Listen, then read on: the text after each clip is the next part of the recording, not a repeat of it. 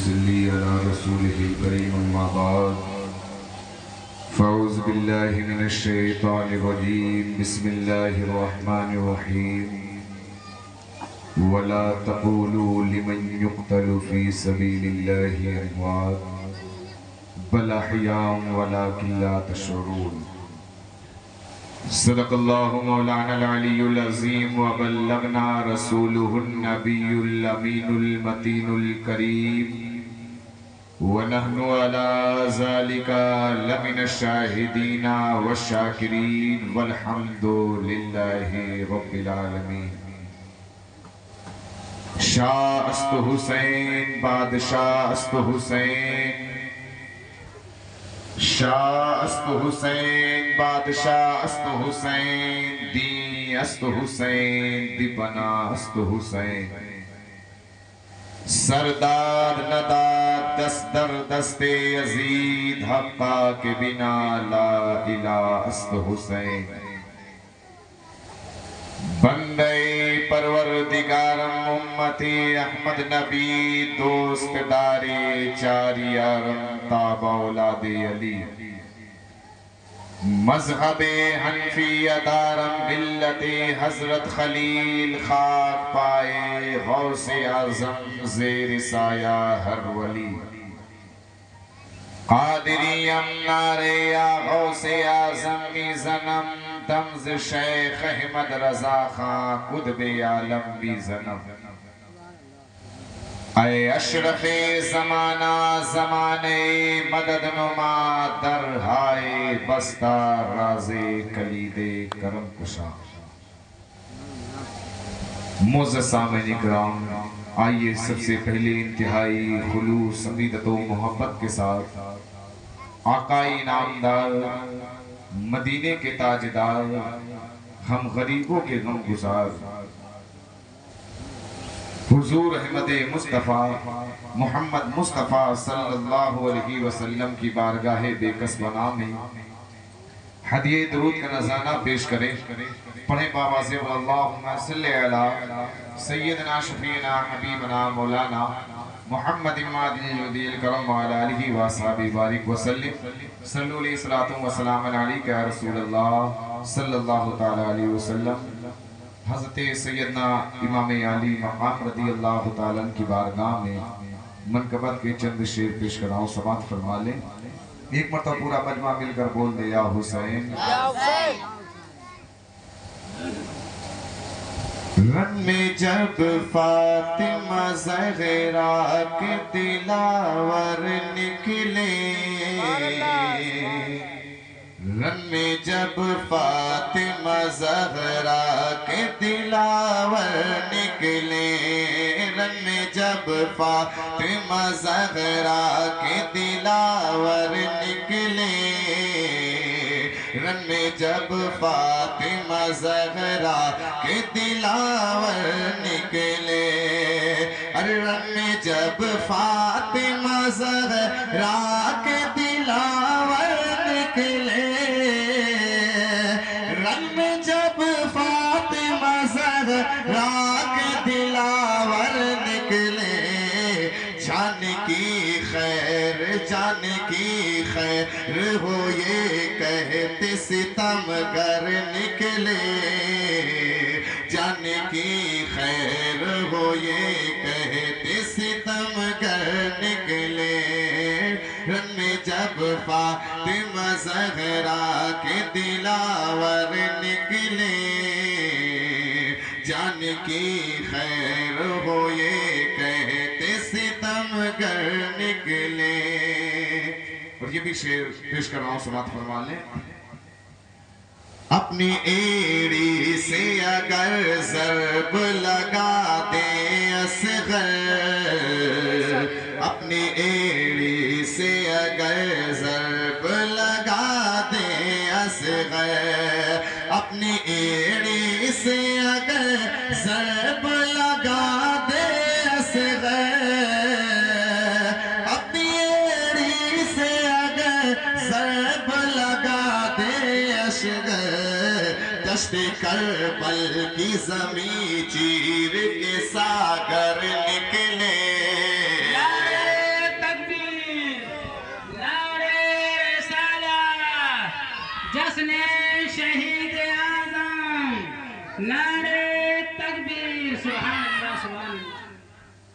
اپنی ایڑی سے اگر ضرب لگا دے اصغر، اپنی ایڑی سے اگر ضرب لگا دے اصغر، دشت کربل کی زمین چیر کے ساگر نکلے، دشت کربل کی زمین چیر کے ساغر نکلے۔ اور یہ بھی شعر محبتوں کے ساتھ سماعت فرما لیں۔ یوں لڑے فوج یزیدی سے وہ جانباز حسین، یوں لڑے فوج یزیدی سے وہ جانباز حسین، یوں لڑے فوج یزیدی سے وہ جانباز حسین، یوں لڑے فوج یزیدی سے وہ جانباز حسین، جو 72 تھے ہزاروں کے برابر نکلے، جو 72 تھے ہزاروں کے برابر نکلے۔ رن میں جب فاطمہ زہرا کے دلاور نکلے، جان کی خیر ہو یہ کہتے ستمگر نکلے۔ اور ایک بہت ہی پیارا شعر آپ کی خدمت کو دہلیز تک پہنچاتا ہوں، سماعت فرما لیں۔ ارشاد۔ کیسے ممتا نے کیا ہوگا جدا بیٹے کو، کیسے ممتا نے کیا ہوگا جدا بیٹے کو، کیسے ممتا نے کیا ہوگا جدا بیٹے کو، کیسے ممتا نے کیا ہوگا جدا بیٹے کو، جانب نینوا جب دین کے افسر نکلے، جانب نینوا جب دین کے افسر نکلے، رن میں جب فاطمہ زہرا کے دلاور نکلے، جان کی خیر ہو یہ کہتے ستمگر نکلے۔ اور یہ بھی شعر آپ کی خدمت میں پہنچا رہا ہوں، ایک مرتبہ پورا مجمع مل کر بول دے یا حسین۔ وقت آیا کی ہو اب وعدہ طفلی بھی وفا، وقت آیا کی اب ہو وعدہ طفلی بھی وفا، وقت آیا کی ہو اب وعدہ طفلی بھی وفا، وقت آیا کی ہو اب وعدہ طفلی بھی وفا، سر کٹانے کے لیے سب تھے پیمبر نکلے، سر کٹانے کے لیے سب تھے پیمبر نکلے، سر کٹانے کے لیے سب تھے پیمبر نکلے، سر کٹانے کے لیے سب تھے پیمبر نکلے۔ آخری شعر پہنچا رہا ہوں، سماعت فرما لے۔ ایک مرتبہ پورا مجمع مل کر بول دے یا حسین، ایک مرتبہ بلند آواز سے مل کر بول دے سارے لوگ یا حسین۔ خوف سے کانپ اٹھے سارے یزیدی ساجدے، خوف سے کانپ اٹھے سارے یزیدی ساجدے، خوف سے کانپ اٹھے سارے یزیدی ساجدے، خوف سے کانپ اٹھے سارے یزیدی ساجد، جب لیے پرچم حق، جب لیے پرچم حق، جب لیے پرچم حق، شیر بہادر نکلے، جب لیے پرچم حق، شیر بہادر نکلے، جب لیے پرچم حق، شیر بہادر نکلے، جب لیے پرچم پرچم حق شیر بہتر نکلے رنگ جب فاطمہ زہرا کے دلاور نکلے. ایک مرتبہ بلند آواز سے درود شریف پڑھ لیں. اللہم صلی علی سیدنا شفیعنا حبیبنا مولانا محمد ماضی الجود والکرم وعلی آلہ وصحبہ وبارک وسلم. صلو علیہ الصلوۃ والسلام علیک یا رسول اللہ صلی اللہ تعالی علیہ وسلم. میں نے کچھ اشعار آپ کے سامنے پیش کیے. قرآن کریم کی ایک آیت کریمہ میں نے آپ کے سامنے پڑھی. بڑی مشہور و معروف آیت کریمہ ہے. اللہ تعالیٰ قرآن کریم میں ارشاد فرماتا ہے وَلَا تَقُولُوا لِمَنْ يُقْتَلُ فِي سَبِيلِ اللَّهِ أَمْوَاتٌ بَلْ أَحْيَاءٌ وَلَٰكِن لَّا تَشْعُرُونَ. یعنی جو اللہ کی راہ میں قتل کر دیے جائیں انہیں مردہ نہ کہو بلکہ وہ زندہ ہیں اور تم ان کی زندگی کو سمجھ نہیں سکتے. عزیزان ملت اسلامیہ، کل میں نے آپ کے سامنے حضرت سیدنا امام علی مقام رضی اللہ تعالیٰ کی روانگی مدینہ طیبہ سے جانب طیبہ سے مکہ مکرمہ تک کچھ تفصیل آپ کے سامنے پیش کی تھی. حضرت امام علی مقام رضی اللہ تعالیٰ کو جب یزید کا خط ملا اور یزید نے اپنی بیعت کا مطالبہ کیا تو امام علی مقام نے مدینہ چھوڑ دیا کہ کہیں ایسا نہ ہو کہ میں اس کی بیعت نہ کروں تو وہ میرے نانا جان کے شہر کی بے حرمتی کرے، یہاں پر قتل و غارت کرے. یہ اللہ کے پیارے حبیب کا شہر ہے. آپ نے اس چیز کا لحاظ کرتے ہوئے مدینہ چھوڑ دیا، مکے میں آ گئے. اب جب امام علی مقام مکہ مکرمہ میں پہنچے تو جب کوفیوں کو پتا چلا کہ امام علی مقام مکہ مکرمہ میں تشریف لے آئے ہیں، اہل کوفہ حضرت امیر معاویہ رضی اللہ تعالیٰ کے زمانے سے ہی آپ کی خدمت میں درخواستیں بھیج رہے تھے، تشریف آوری کی التجائیں کر رہے تھے، لیکن امام علی مقام نے صاف انکار فرما دیا تھا. لیکن جب حضرت امیر معاویہ رضی اللہ تعالیٰ کا وصال ہو گیا، ان کی وفات کے بعد یزید کی تخت نشینی کے بعد اہل عراق کی جماعت نے متفق ہو کر حضرت امام علی مقام کی بارگاہ میں درخواستیں بھیجی، اپنی نیاز مندی اور اخلاص و عقیدت کا بہت زیادہ اظہار کیا اور حضرت امام علی مقام پر اپنی جان و مال فدا کرنے کی تمنا ظاہر کی. اس طرح کی التجا ناموں اور درخواستوں کا سلسلہ بند گیا.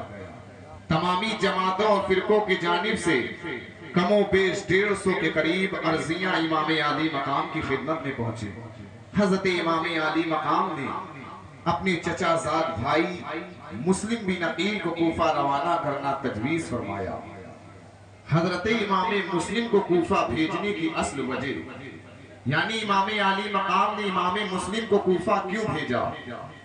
کوفیوں نے حضرت امام علی مقام کی بارگاہ میں جو آخری وفد بھیجا تھا اس کے ساتھ جو خط روانہ کیا تھا، اس خط میں جہاں یزید کے ظلم و ستم اور بدکاریوں کی تفصیل لکھی تھی، ساتھ ہی ساتھ یہ بھی لکھا تھا کہ ہم آپ کا ہر طرح ساتھ دیں گے، خلافت آپ کا حق ہے، آپ آئیں ہمیں یزید کے ظلم و ستم سے بچائیں.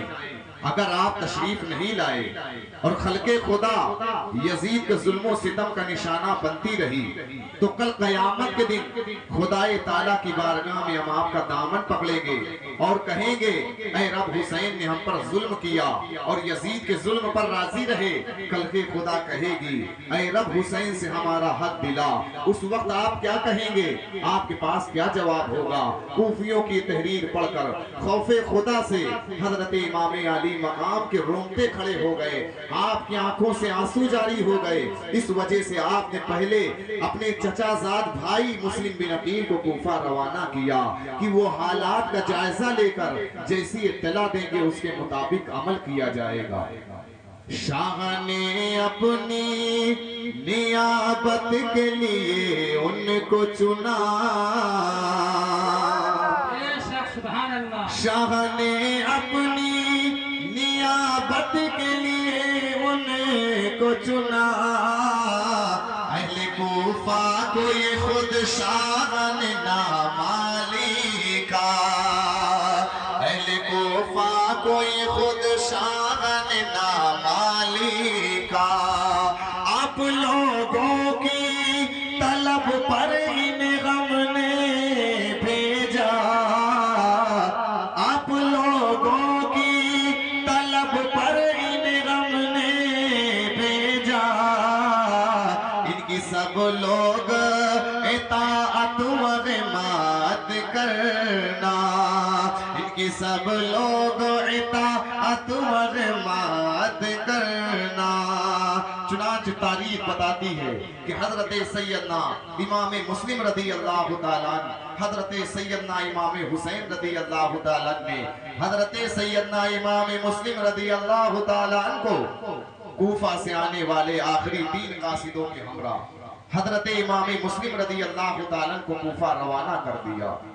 حضرت سیدنا امام مسلم رضی اللہ تعالیٰ عنہ آخری سلام اور آخری ارشادات کے بعد مکہ مکرمہ سے سب سے پہلے مدینہ طیبہ تشریف لے آئے، پھر روضہ پاک نبی صلی اللہ علیہ وسلم پر حاضری دی، پھر ریاضت الجنہ میں نوافل ادا فرمائے، اس کے بعد اپنے گھر تشریف لے گئے، سارے حالات بتائے، اپنے کوفہ جانے کا تذکرہ فرمایا، آخری وصیت فرمانے کے بعد آپ نے اپنے گھر والوں سے فرمایا کہ تم سب مکہ مکرمہ چلے جاؤ، جب حضرت سیدنا امام علی مقام کوفہ آئیں تو تم سب لوگ ان کے ہمراہ کوفہ آ جانا۔ حضرت سیدنا امام مسلم رضی اللہ تعالیٰ کے 2 کمسن صاحبزادے حضرت محمد حضرت ابراہیم بھی آپ کے ساتھ جانے کے لیے مچل گئے، آپ نے دونوں بچوں کو ساتھ میں لیا، چنانچہ حضرت امام علی مقام رضی اللہ تعالیٰ عنہ مدینہ منورہ سے روانہ ہو کر 5 شوال کو کوفہ پہنچ گئے۔ آپ نے مختار بن عبید ثقفی کے مکان پر قیام فرمایا، کوفہ میں آپ کی تشریف آوری کی خبر سن کر وہاں کے لوگ آپ کے پاس آنے لگے، آپ کی زیارت سے مشرف ہونے لگے اور آپ کے ہاتھ پر بیعت کرنے لگے۔ 12,000 سے زیادہ لوگوں نے آپ کے دستے مبارک پر حضرت امام حسین کی بیعت کر لی۔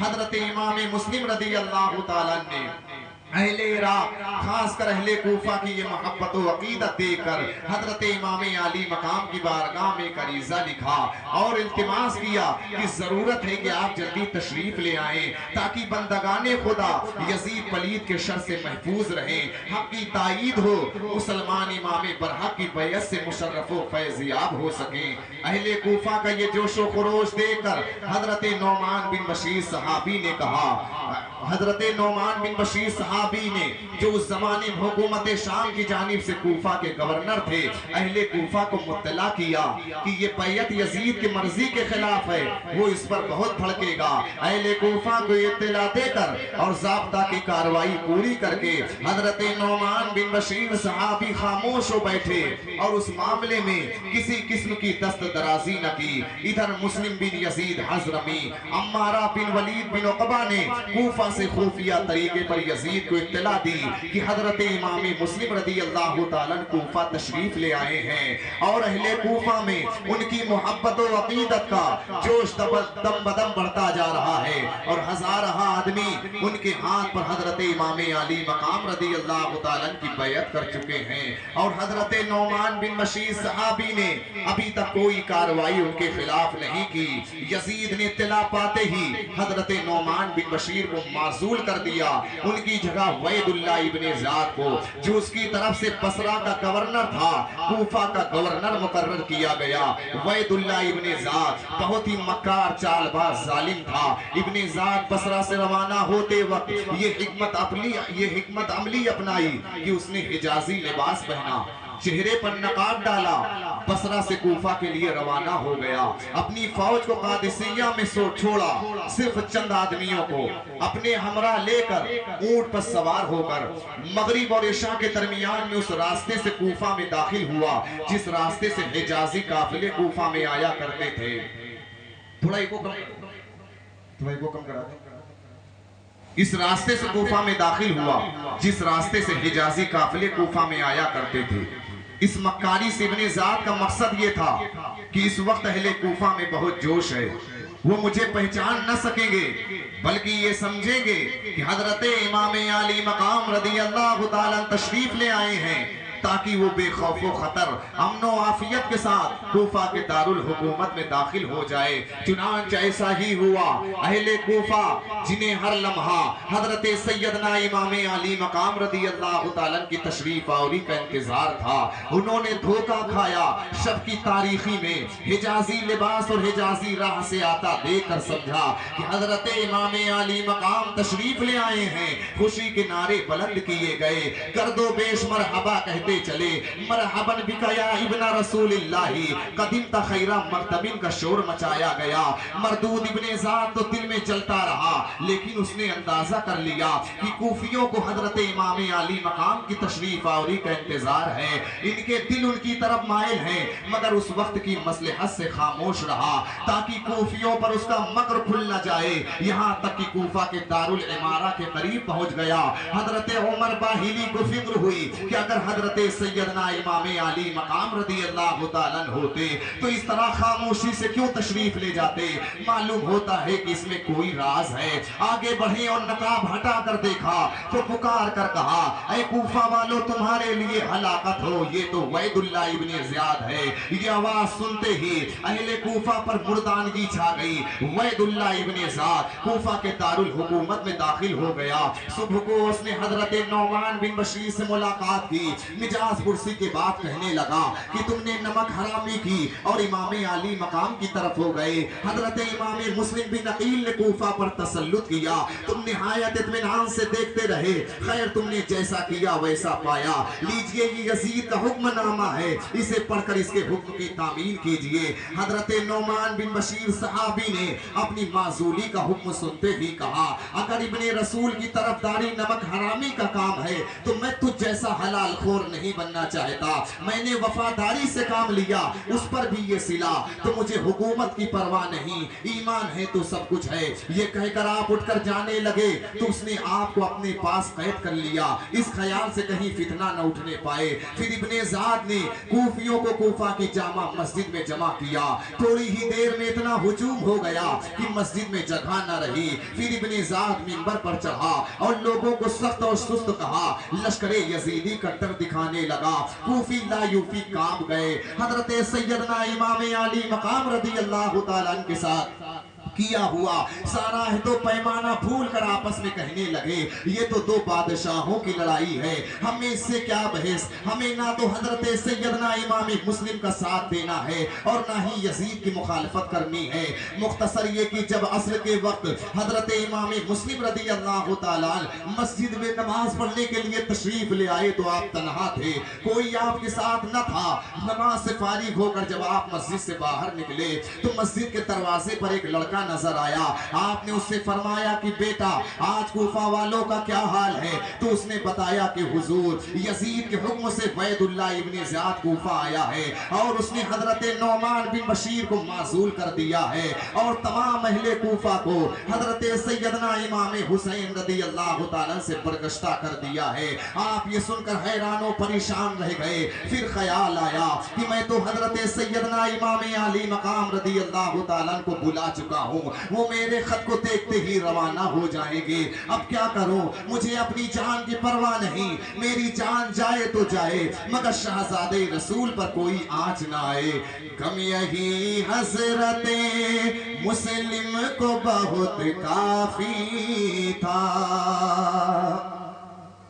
کم یہی حضرت مسلم کو بہت کافی تھا، اتنے میں آ گئے یاد ان کو امام شہدا، اتنے میں آ گئے یاد ان کو امام شہدا، درد سینے میں اٹھا دل بے صد رنج کرا، تو نے افسوس کی حضرات کو نامہ لکھا، اہل کوفہ کی عقیدت کا نقشہ اس میں، حال سب ان کی محبت کا لکھا اس میں، مل گیا ہوگا انہیں میرا یہ خط اور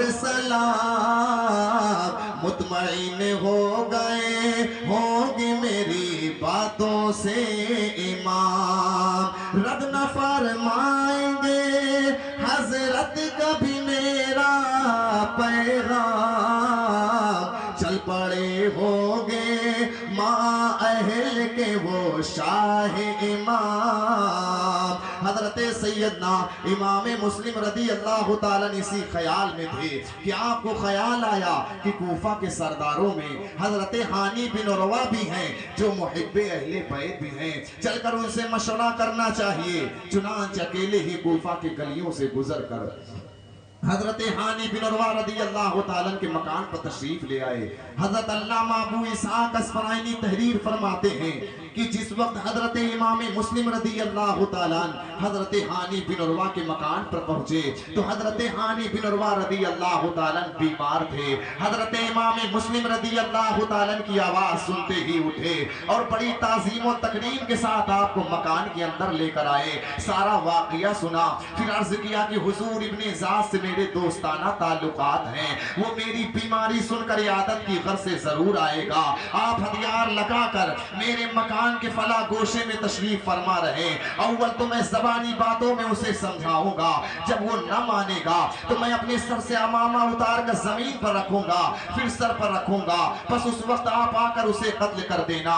چنانچہ حضرت امام مسلم رضی اللہ تعالیٰ نے حضرت ہانی بن عروہ رضی اللہ تعالیٰ کی رائے کو پسند فرمایا۔ ادھر ابن زاد نے 2-3 دن کے اندر جب کوفہ کے تمامی شرفاء اور روسا کو حیلہ و تدبیر سے قید کر لیا، پھر حضرت سیدنا امام مسلم رضی اللہ تعالیٰ کی گرفتاری پر انعام کا اعلان کر دیا، اور ساتھ ہی ساتھ اسے حضرت ہانی بن عروہ کا خیال آیا، پوچھا کہ حضرت ہانی کا کیا حال ہے، وہ ابھی تک مجھ سے ملنے نہیں آئے، بتایا گیا کہ بیمار ہیں، تو خبیث خود عیادت کے لیے آیا، جب آپ کے پاس آ کر بیٹھ گیا تو آپ نے پوچھا اے ابن زاد کوفہ کس غرض سے آیا ہے، تو ابن زاد نے کہا کہ حضرت امام مسلم بن عقیل نے حضرت امام علی مقام رضی اللہ تعالیٰ کی طرف سے سخت فتنہ پھیلایا ہے، اس کو ختم کرنے کے لیے میں یہاں کا حاکم مقرر کیا گیا ہوں۔ حضرت ہانی بن عروہ رضی اللہ تعالیٰ نے کہا کہ ابن زاد کیا تمہارے نزدیک حضرت امام علی مقام حضرت امام مسلم بن عقیل فتنہ پرور ہیں؟ ابن زاد نے کہا ہاں، گرچہ وہ ابن رسول اللہ ہیں مگر حاکم سے مخالفت کرنے والا واجب القتل ہے۔ حضرت ہانی خاموش ہو گئے اور سمجھ گئے کہ اس کا ایمان نکل چکا ہے، اپنے سر سے امامہ اتارا اور زمین پر رکھا اور امام مسلم کا انتظار کیا، لیکن امام مسلم نہ آئے تو سمجھا کہ امام مسلم کی نظر میرے امامے پر نہیں پڑی، دوبارہ پھر اتارا، پھر سر پر رکھا، لیکن امام مسلم نہ آئے تو حضرت ہانی بن عروہ رضی اللہ تعالیٰ بے قرار ہو گئے اور 2 شعر پڑھے۔ ابن زاد متحیر ہو کر پوچھنے لگا کہ اس وقت آپ کا مزاج کیسا ہے؟ آپ نے کوئی جواب نہ دیا، آپ کے طبیبوں نے یہ کہہ کر بات ٹال دی کہ ہر روز دوپہر کے بعد ان کی یہی حالت ہو جاتی ہے اور ایسے ہی اشعار پڑھنے لگتے ہیں۔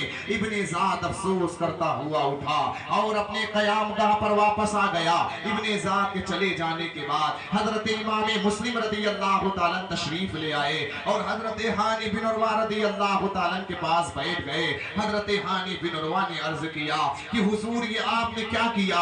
ابھی تمام بلائیں دفع ہو جاتی، مجھے اس وقت کے نکل جانے کا بے حد صدمہ ہوا ہے اور اب فکر ہے اگر شہزادے حسین تشریف لے آئے تو پھر کیا ہوگا؟ حضرت امام مسلم رضی اللہ تعالیٰ نے حضرت ہانی بن عروہ رضی اللہ تعالیٰ کی بات سن کر فرمایا ہانی جو تمہارا اور ہمارا خیال تھا وہ خیال تھا مگر مشیت ازدی کچھ اور ہے۔ تمہارے اشارہ کرنے پر جب میں پہلی دفعہ اٹھا تو کسی نے زور سے میری کمر پکڑ لیا اور آواز آئی مسلم ہرگز نہیں، تقدیر الہی کچھ اور ہے۔ میں مجبوراً بیٹھ گیا، دوسری بار اٹھا تو پھر وہی آواز آئی، تیسری بار اٹھا تو پھر وہی آواز آئی اور صاف کہا گیا ابھی اس کا پیمانے عمر لبریز نہیں ہوا، ابھی اس کی پتامالیوں کا پیالہ بھرا نہیں، ہرگز نہ جاؤ، خاموش खामोश बैठे रहो। हजरत हानी बिन उरवा रदी अल्लाह तआला ने सुनकर कहा कि बंदे की कुछ मजाल नहीं, मर्जी ये मौला अज़हा मौला। खैर हुजूर वाला मेरे घर में तशरीफ फरमा रहे,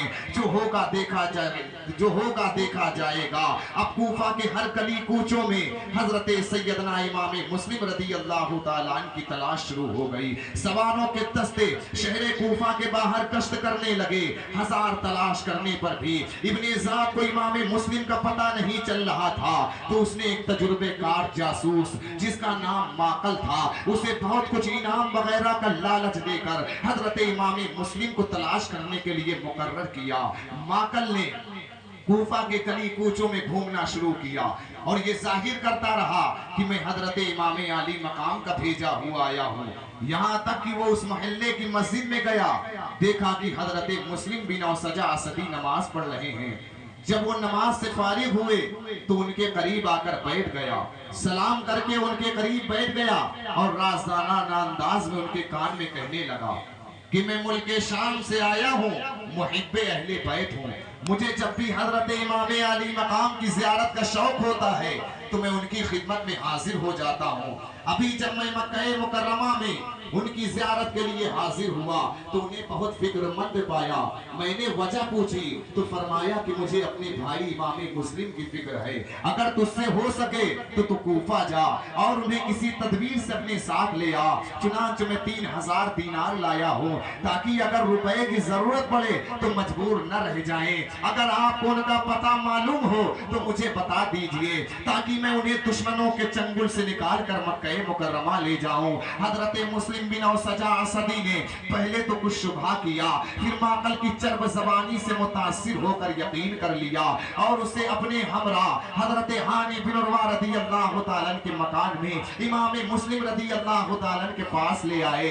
माकल ने पूरा इत्मीनान करके 3000 दीनार इमाम मुस्लिम को पेश कर दिए और निहायत इत्मीनान से इब्ने ज़ाद के पास वापस आ गया और सारा वाक़िया सुनाया। इब्ने ज़ाद ने फौरन मोहम्मद इब्ने अशशकंदी, अस्मा बिन खारजा फराजी, अमर बिन हज्जाज दीनारी को हुक्म दिया कि फौरन हजरत हानी बिन उरवा को हमारे पास ले आओ। ये तीनों जिस वक्त हजरत हानी बिन उरवा के मकान पर पहुंचे वो दरवाजे पर मिल गए।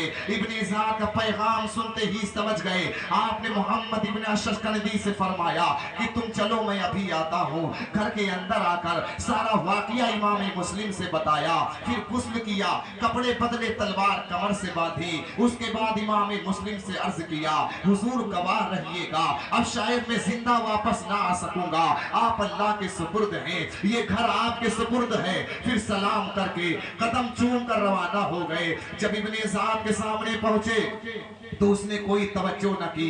आपने सलाम किया तो बड़ी तुशरूई से कहने लगा, हानी तुमने दुश्मने यजीद मुस्लिम बिन अकील को अपने घर में बिठा रखा है, उस पर मेरी दोस्ती के दावेदार हो और सामाने जंग खरीद कर उनकी कुव्वत बढ़ा रहे हो और ये समझते हो कि मुझे उसकी खबर नहीं। हजरत हानी बिन उरवा रदी अल्लाह तआला ने कहा कि ये सब लग़्व और बहतान है, तुम्हें ऐसे बातें करना ज़ेब नहीं देता। उस पर इब्ने ज़ाद ने माकल नामी जासूस को सामने कर दिया और कहा क्या क्या सूरत हाल देख कर आया है बयान कर। माकल खबीस को देखते ही हजरत हानी बिन उरवा रदी अल्लाह तआला ने तेश में कहा कि मरदूद दगाबाज, ये सब किया हुआ तेरा ही है। इब्ने ज़ाद कहने लगा, हानी माकल को कुछ न कहो, बस खैरियत इसी में है कि इमाम मुस्लिम को लाकर मेरे सामने हाजिर कर दो, वरना याद रखो मैं तुम्हें माँ घर के नीस्त नाबूद कर दूंगा।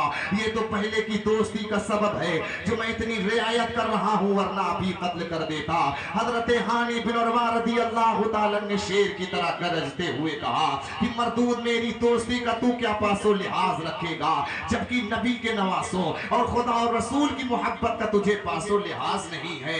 और अगर तूने मुझे कत्ल किया तो कूफा से दिमश्क तक खून की दरियाएं बह जाएंगी। ये सुनकर इब्ने ज़ाद गुस्से में आ गया और लकड़ी उठाकर उस जोर से हजरत हानी बिन उरवा रदी अल्लाह तआला के सर पर मारा कि آپ کا سر پھٹ گیا، خون بہنے لگا، آپ کی ریشیں مبارک خون سے رنگین ہو گئیں۔ حضرت ہانی بن عروہ رضی اللہ تعالیٰ نے بھی تلوار کا ایسا زبردست وار کیا کہ ابن زاد سخت زخمی ہو گیا، اس کا ریشمی جبہ جو پہنے ہوئے تھا کٹ گیا۔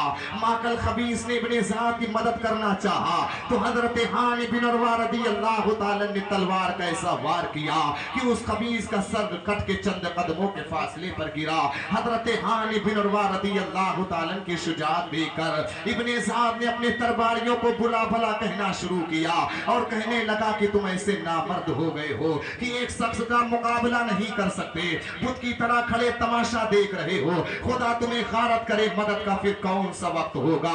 ابن زاد کتنا کہنے پر اس کے درباری حضرت ہانی بن عروہ پر ٹوٹ پڑے۔ حضرت ہانی بن عروہ رضی اللہ تعالیٰ بھی زخمی شیر کی طرح ان پر ٹوٹ پڑے اور اس زور سے تلوار چلائی کہ ابن زاد کے 22 آدمیوں کو جہنم میں پہنچا دیا۔ ابن زاد نے نازک صورتحال دیکھ کر دارالامارہ کے دروازے کوفہ پر چڑھ کر چلانا شروع کیا تو باہر جو اس کی فوج تھی وہ مدد کے لیے دوڑ پڑی اور حضرت ہانی بن عروہ کو اپنے نرغے میں لے لیا۔ حضرت ہانی بن عروہ رضی اللہ تعالیٰ نے کچھ دیر تو مقابلہ کیا، آخر شدید زخمی ہو کر گرفتار ہو گئے۔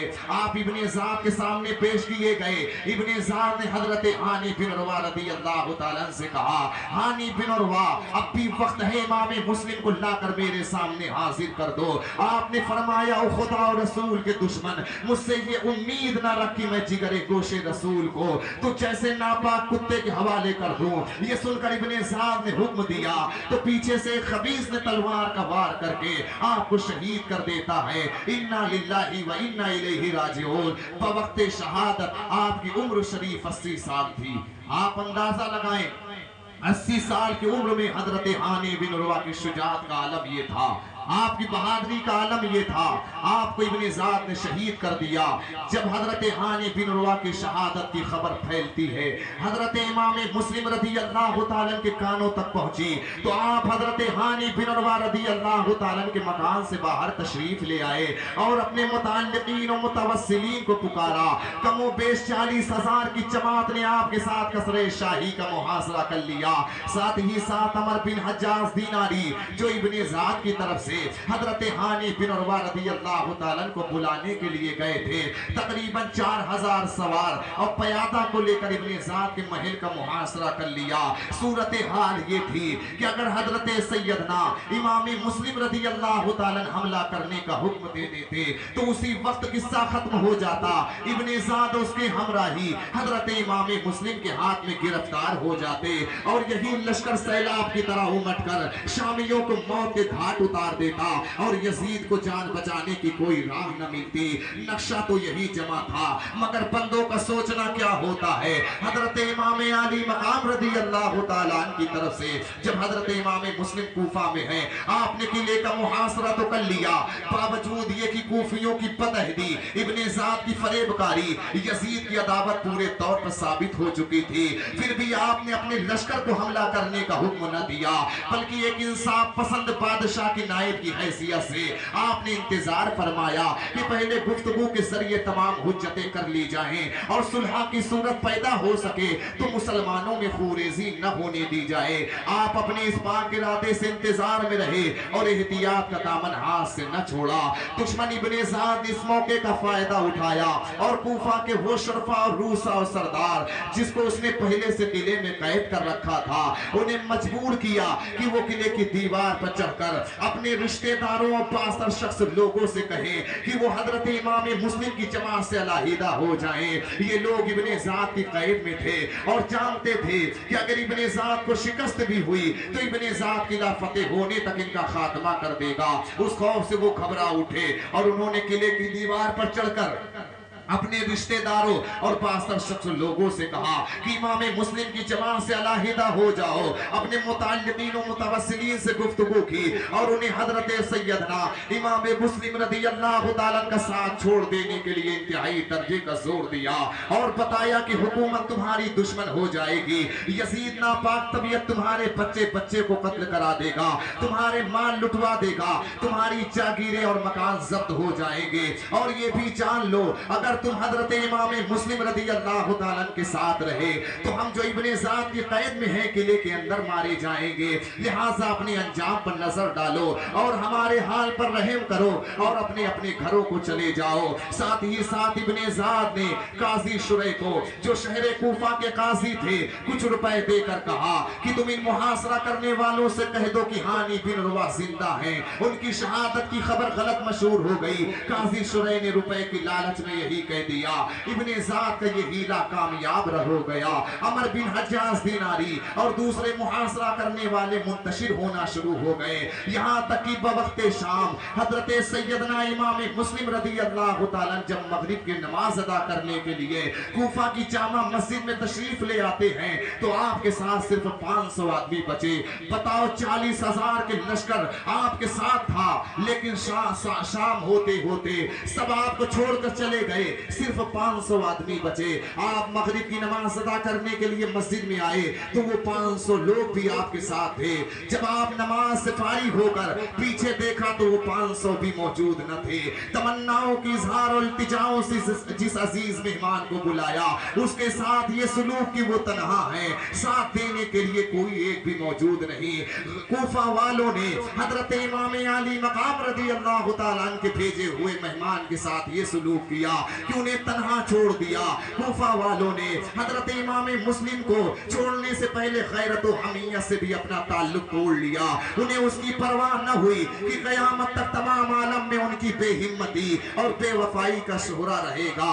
حضرت امام مسلم رضی اللہ تعالیٰ عنہ اس غربت و مسافرت میں تنہا رہ گئے، کدھر جائیں، کہاں قیام کریں۔ حیرت ہے کوفہ کے تمام مہمان خانوں کے دروازوں پر تالے ہیں۔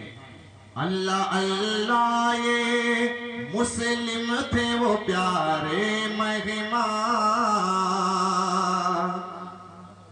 اللہ اللہ یہ مسلم تھے وہ پیارے مہمان، کس قدر جن کو تمناؤں سے بلوایا یہاں، کس قدر جن کو تمناؤں سے بلوایا یہاں، جس کی بیعتیں کتنے کی وعدوں پیمان، جس کی بیعتیں کتنے کی وعدوں پیمان، آج وہ تنہا ہے رخصت ہوئے ہم درد کہاں، آج وہ تنہا ہے رخصت ہوئے ہم درد کہاں، ہائے جاتی گی رہی شرم حیا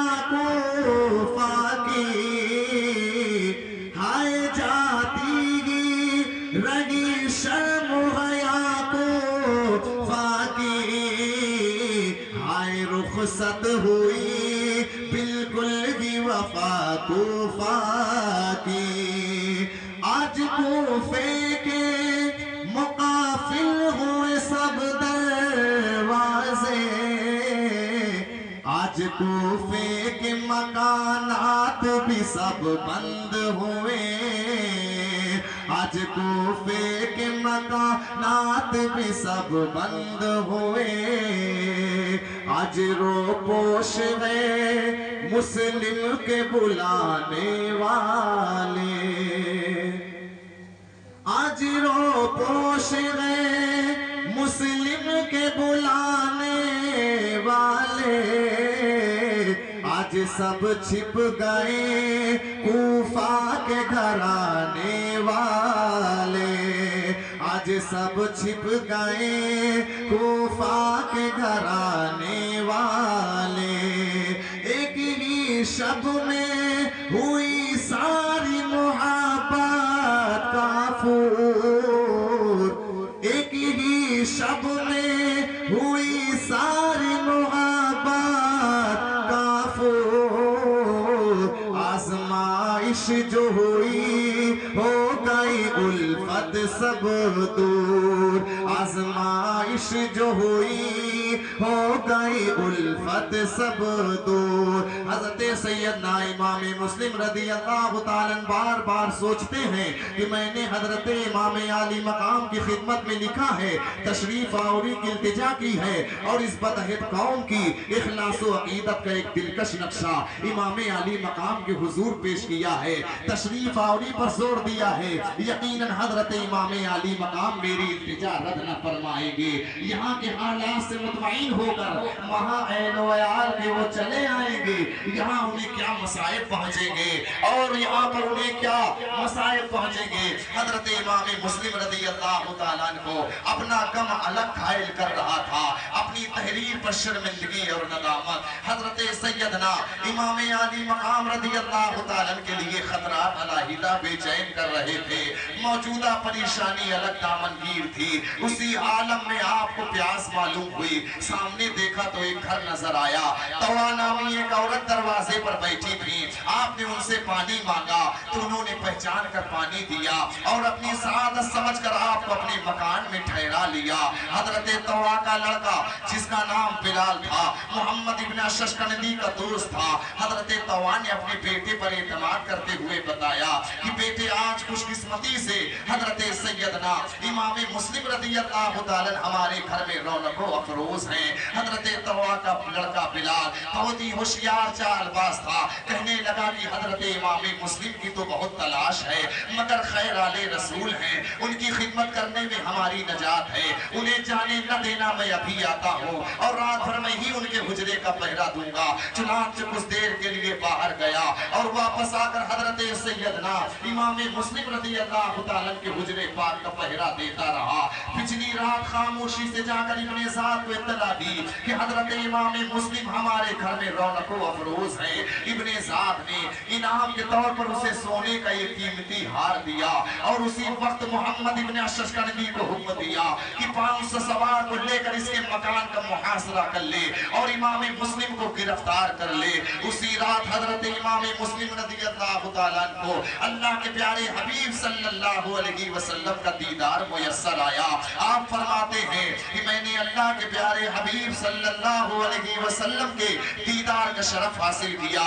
حضور صلی اللہ علیہ وسلم نے فرمایا امام مسلم جلدی کرو جلدی کرو، تو میں نے جان لیا کہ یہ دنیا میں میرا آخری دن ہے۔ حضرت امام مسلم رضی اللہ تعالیٰ فجر کی نماز سے فارغ ہو کر مصلی پر ہی رونق و افروز تھے کہ گھوڑوں کی ٹاپوں کی آوازیں سن کر آپ نے حضرت طوا سے پوچھا کہ یہ کیا معاملہ ہے۔ حضرت طوا نے عرض کیا حضور معلوم نہیں لیکن محاصرہ میرے مکان کا معلوم ہو رہا ہے۔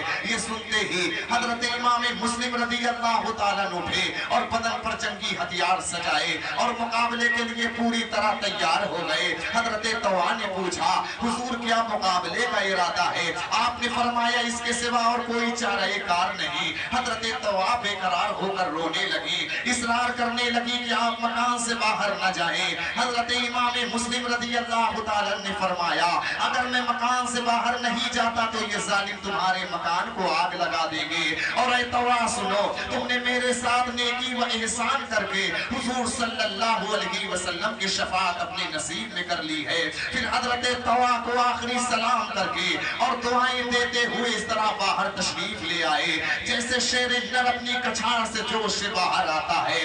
باہر آتے ہی للکارتے ہوئے فرمایا کہ اب ہوش میں آ جاؤ، ہم محمدی کچھار کے شیر ہیں، جس کی ماں نے دودھ پلایا ہو آئے قسمت آزمائی کرے۔ پھر آپ نے وہ تلوار چلائی کہ پہلے ہی حملے میں 150 یزیدیوں کو جہنم میں پہنچا دیا، باقی یزیدی خوف سے پیچھے ہٹ گئے۔ محمد ابن اششکنندی نے جب یہ کیفیت دیکھی تو ایک پتھر کی آن لے کر بیٹھ گیا اور ابن زاد کو لکھا کہ حضرت امام مسلم رضی اللہ تعالیٰ آدمی نہیں بلکہ بھاڑ کھانے والے شیر نر ہیں، خدائی تلوار ان کے ہاتھ میں ہے۔ جب انہوں نے باہر نکل کر ہمیں للکارا تو ہمیں محسوس ہوا کہ ہماری جانیں ہمارے جسم میں نہیں ہیں۔ انہوں نے پہلے ہی حملے میں ہمارے 150 لشکری مار ڈالے ہیں، باقی جو بچے ہیں وہ بھاگ گئے ہیں، ہماری مدد کے لیے اور آدمی بھیجے جائیں۔ سرے میدان جب جو شیر جہاد مرد میدان تھا،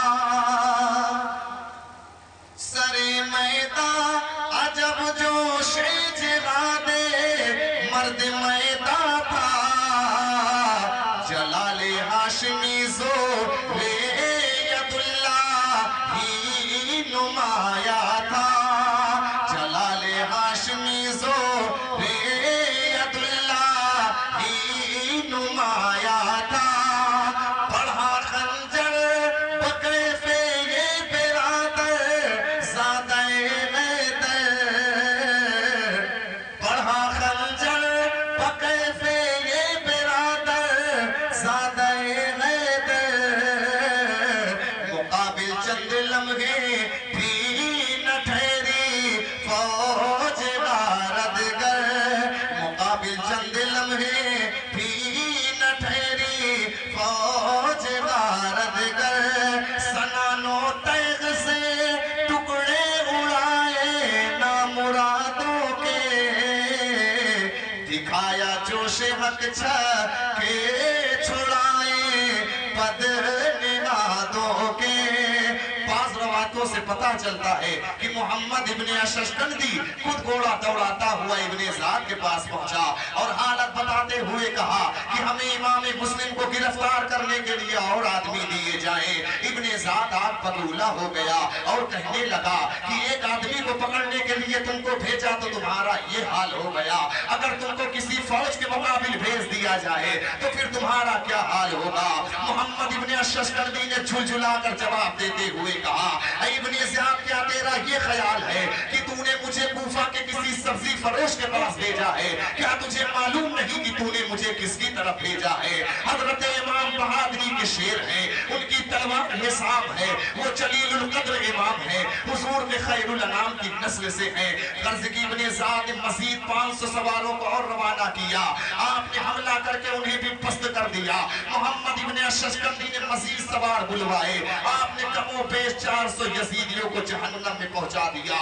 اسی دوران آپ پر پیاس کا غلبہ ہوا، آپ ایک مکان کی دیوار سے ٹیک لگا کر بیٹھ گئے، حضرت طویٰ نے پانی کا پیالہ لا کر پیش کیا، آپ پانی پینے نہ پائے تھے کہ دور سے ایک ظالم نے پتھر مارا جو آپ کے رخسار پر آ کر پڑا، آگے کے 2 دانت شہید ہو جاتے ہیں اور زخمی ہو جاتے ہیں۔ آپ بڑے صبر و استقلال سے فرماتے ہیں الحمدللہ، پھر فرمایا اے میرے رب اگر یہ دنیاوی پانی میری قسمت میں نہیں ہے تو تیرے کرم سے حوض کوثر سے سیراب ہو جاؤں گا۔ جب محمد ابن اششکندی نے دیکھا کہ ہم تلواروں کے ذریعے امام مسلم پر قابو نہ پا سکیں گے تو آپس میں مشورہ کر کے ایک مقام پر گہرا گڑھا کھودا، اس پر کمزور لکڑیاں رکھ دی، پھر اپنے ایک فوجی دستے کو سمجھایا کہ وہ امام مسلم کو دکھانے کے لیے حملہ کرے اور اس طرح پیچھے ہٹے کہ امام مسلم لا علمی میں اس گڑھے میں گر جائیں، پھر انہیں گرفتار کرنا آسان ہوگا۔ کتنے ظالم تھے یزیدی، کتنے بزدل تھے یزیدی۔ محمد ابن اششکندی جب اپنی اس چال میں کامیاب ہو گیا، جیسے ہی امام مسلم اس گڑھے میں گرے، یزیدی کتوں نے یہ بارگی حملہ کر کے آپ پر پتھر برسانے لگے۔ حضرت امام مسلم رضی اللہ تعالیٰ نے جوش میں آ کر فرمایا کیا تم میں شرم و غیرت نام کی کوئی چیز باقی نہیں ہے؟ تم مجھے اس طرح پتھر مار رہے ہو، حالانکہ تم جانتے ہو کہ میں نبی اکرم صلی اللہ علیہ وسلم کے خاندان اہل بیت میں سے ہوں، تمہیں خاندان مصطفیٰ اور ان کی اولاد کا کچھ پاس و لحاظ نہیں ہے۔ قرض کی اس مکر و فریب سے آپ کو گرفتار کر کے ابن زیاد کے دربار میں لے کر چلے، دروازے پر پانی کی سراہی رکھی ہوئی تھی، آپ نے محمد ابن اششکندی سے فرمایا اگر تیرا حرض نہ ہو تو تھوڑا سا پانی پلا دے۔ اس نے پانی دیا، آپ پانی پینا ہی چاہتے تھے کہ ایک ظالم نے ایسی تلوار ماری کہ آپ کا اوپر کا ہونٹ کر گیا، تمام پانی خون سے رنگین ہو جاتا ہے، آپ پانی نہ پی سکے۔ پھر جب آپ ابن زیاد کے سامنے پہنچے تو آپ نے فرمایا کہ اس پر سلام ہو جو حکام شریعہ کا پیرو ہے۔ ابن زیاد کہنے لگا کہ تم نے مجھے امیر المومنین کیوں نہیں کہا؟ امام مسلم نے فرمایا ابن زیاد امیر المومنین ہونے سے تجھے کیا نسبت؟ امیر المومنین میرے حسین ابن علی ہیں۔ ابن زیاد نے کہا مسلم میرے غصے سے ڈرو۔ امام مسلم رضی اللہ تعالیٰ نے فرمایا وہ دنیا کے کتے ہم تجھ سے کیا ڈریں گے جبکہ ہم تیرے امیر یزید سے نہیں ڈرتے۔ اور ابن زیاد کان کھول کر سن لے، ہم وہ ہیں جو سوائے خدا تعالیٰ کے اور کسی سے نہیں ڈرتے۔ یہ بلائیں اور مصیبتیں ہمارے لیے بڑی عظیم نعمت ہے، ہم ان سے کبھی نہیں گھبراتے۔ گویا آپ اپنے زبان حال سے یوں فرما رہے تھے ہم بلاؤں اور مصیبتوں کو اس دنیاوی عیش و راحت سے بہتر سمجھتے ہیں جو تو دین بیچ کر حاصل کر رہا ہے۔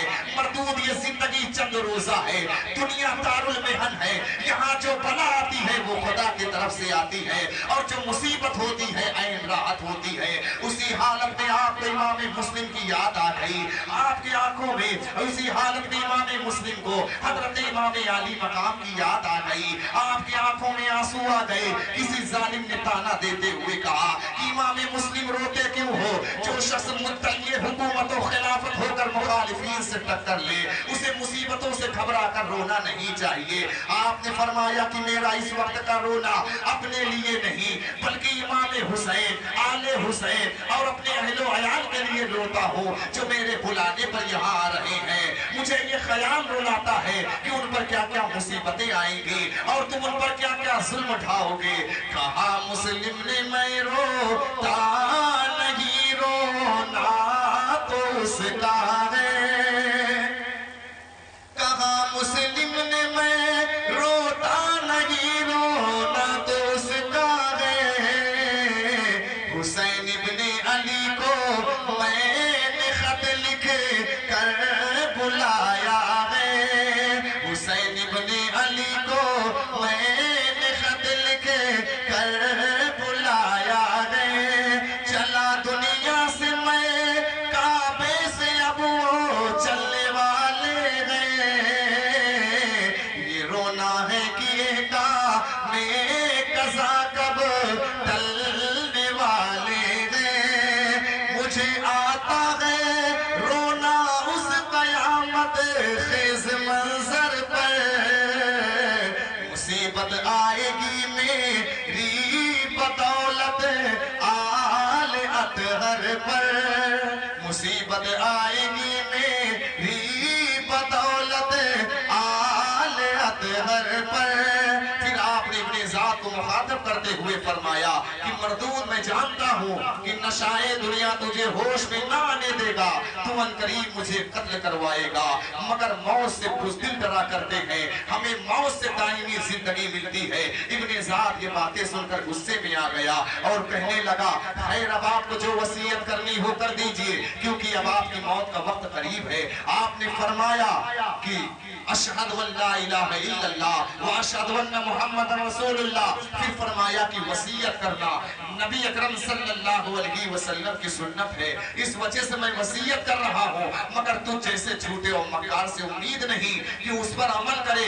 آپ نے فرمایا کہ مجھے قتل کرنے کے بعد میری لاش کو دفن کر دینا کہ بے حرمتی نہ ہو، اور فلاں شخص کا مجھ پر قرض ہے میری زرہ فروخت کر کے اس کا قرض ادا کر دینا، اور میرے چچا زاد بھائی حسین ابن علی کو میری طرف سے یہ پیغام پہنچا دینا، میرے تمام حالات لکھ کر بھیج دینا، اور میری طرف سے یہ پیغام پہنچا دینا کہ وہ ہرگز ادھر تشریف نہ لے آئے۔ تو ابن ذات نے کہا زرہ ہمارا حق ہے، ہم اسے فروخت نہیں کریں گے، حسین ابن علی کو تو ہم خود ہی یہاں بلانا چاہتے ہیں، انہیں یہاں آنے سے منع نہیں کریں گے۔ پھر ابن سعد نے وید اللہ بن سعد نامی ایک شخص سے کہا کہ انہوں نے ہمارے بہت سے آدمیوں کو قتل کیا ہے، لہٰذا انہیں جلاد کے سپرد کر دو کہ انہیں محل کی چھت پر لے جا کر دارالعمارہ کی تیسری منزل پر لے جا کر انہیں نیچے پھینک دے۔ چنانچہ جس وقت جلاد حضرت سیدنا امام مسلم رضی اللہ تعالیٰ کو لے کر دارالعمارہ کی تیسری منزل پر چلا،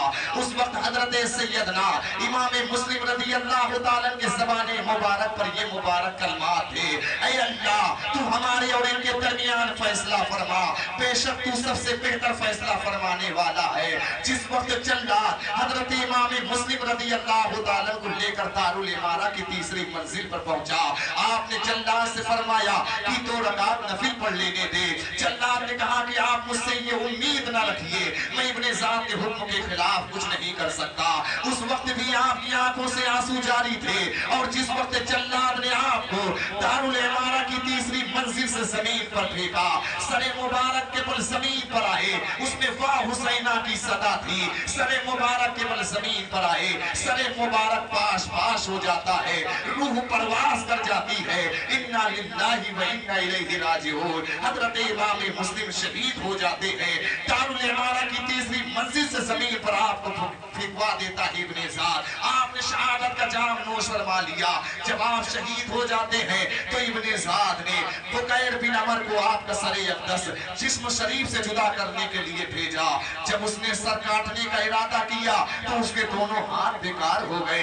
ابن زاد کو اطلاع دی گئی، اس نے بکیر کو بلا کر حال پوچھا تو اس نے بتایا کہ میں نے امام مسلم کی لاش کی بجائے ایک پرجلال ہیبتناک صورت والے شخص کو دیکھا جو غضبناک ہو کر دانتوں میں اپنی انگلیاں چبا رہا ہے۔ یہ دیکھتے ہی میرے ہاتھ و پیروں میں جان نہ رہی۔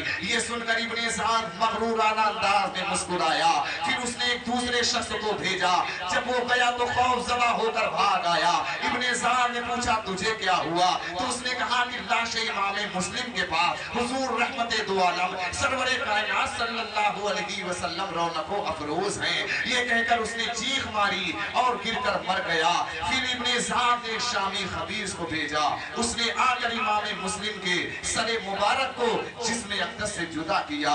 پھر ابن زاد بدن ہاتھ کے حکم سے حضرت امام مسلم رضی اللہ تعالیٰ حضرت حانی بن عروہ رضی اللہ تعالیٰ کے مقدس جسموں کو کوفہ کے بازار کا سابان میں لٹکا دیا گیا اور ان حضرات کے سروں کو یزید کے پاس روانہ کر دیا گیا۔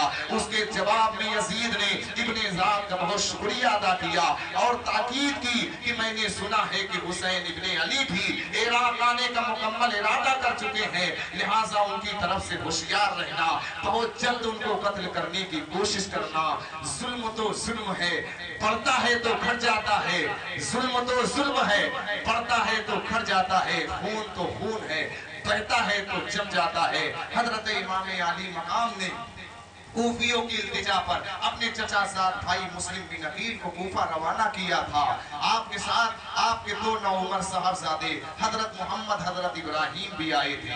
حضرت امام علی مقام رضی اللہ تعالیٰ نے آپ کو کوفہ بھیجا، آپ نے یہاں آ کر شہادت کا جام نوش فرما لیا۔ اب کل انشاءاللہ میں آپ کے سامنے امام مسلم کے دونوں بچوں کی شہادت پیش کروں گا کہ جو آپ کے ساتھ کوفہ میں آئے تھے اور امام مسلم کی شہادت کے بعد عبید اللہ ابن زاد نے ان کے ساتھ کیا سلوک کیا۔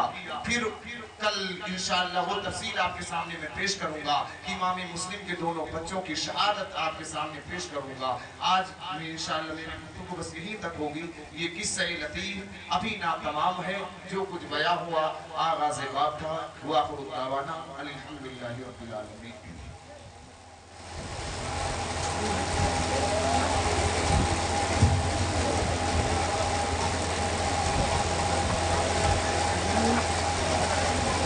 یا نبی سلام علیکہ، یا رسول سلام علیکہ، یا حبیب سلام علیکہ، صلوات اللہ علیہ سرورا شاہ کریمہ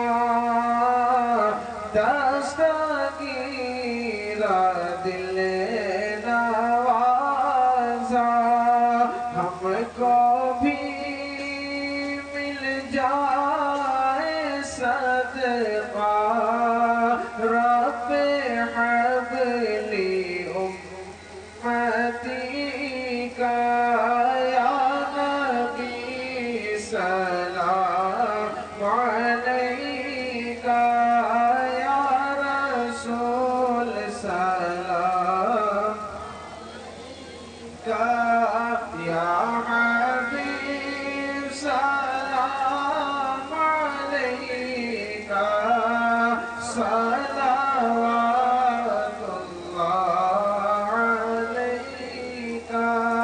ہو کرم محبوب داور، ہم غلامان رضا پر، غوث کا صدقہ کرم کر، چشم دل کر دے منور، یا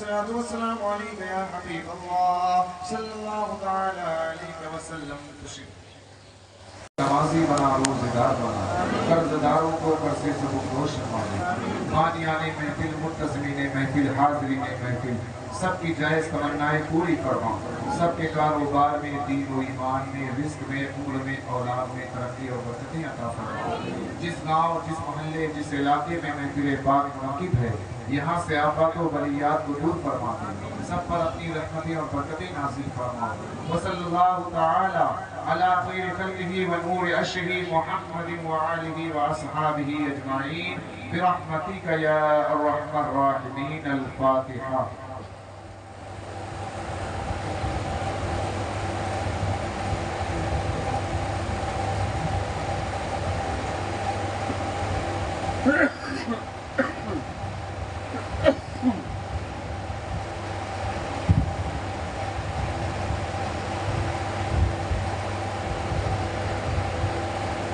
قال الله تعالى في شان حبيبه إن الله وملائكته يصلون على النبي يا أيها الذين آمنوا صلوا عليه وسلموا تسليما اللهم صل على سيدنا شفينا حبيبنا مولانا محمد المهدي الكرم وعلى آله وأصحابه